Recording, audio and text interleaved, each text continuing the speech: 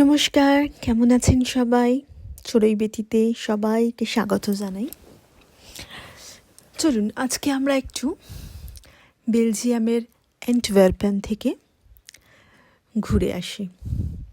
Weather ভালোই ছিল, তাই সকাল সকাল বেরিয়ে পড়েছি। আমার বাড়ি থেকে, আমি যে শহরে থাকি সেখান থেকে অ্যান্টওয়ার্পেনে আসতে 2 ঘন্টার মতন লাগে। এটা হচ্ছে অ্যান্টওয়ার্পেন শহরের যে চার্চটা, সেটা। হঠাৎ করে দুটো ছেলে এসে বললো তাদের ফটো তুলে দিতে আমার আমি বললাম হ্যাঁ ঠিক আছে।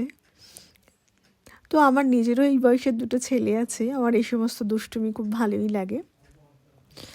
যাই হোক, সত্যি একটা খুব সুন্দর শহর, বেশ ঝলমলে দিনটা ছিল আর বেশ প্রাণবন্ত। তারপর আমরা একটু চার্চের ভেতরে গেলাম।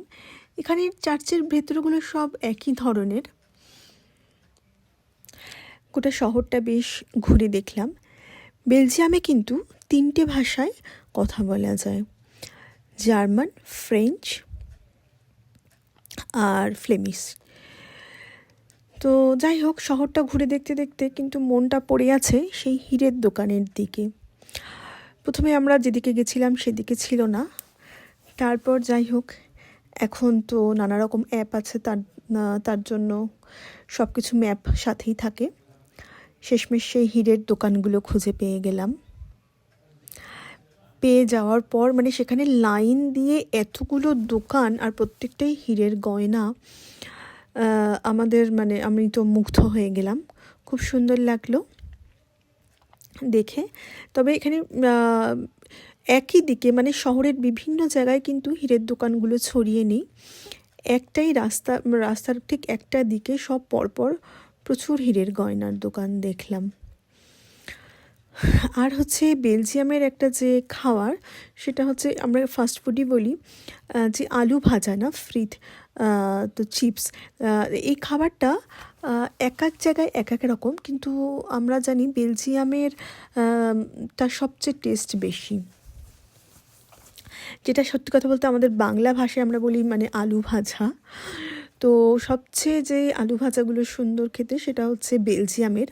আর এদের যে বিশেষত্ব আছে সেটা হচ্ছে বিভিন্ন ধরনের সস ওরা দিয়ে দেয়। চলে এলাম সেই আমাদের ফ্রিট আলু ভাজা, এবং এর সঙ্গে দেখুন কতগুলো সস। এইটাই হচ্ছে বিশেষত্ব। আর এখানকার যে আলু ভাজাগুলো একটু মোটা ধরনের হয়। আর এই সেই রাস্তা যেটা আমি অনেকক্ষণ ধরে কিছুক্ষণ পাচ্ছিলাম না। ঠিক এর পাশে আপনারা, এটা পুরো শপিং সেন্টারটা ক্রস করে আসতে হবে। এর পাশে দেখুন শুধু হীরের গয়নার দোকান। আবার ফিরে এলাম সেই হীরের গয়নার দোকানেই।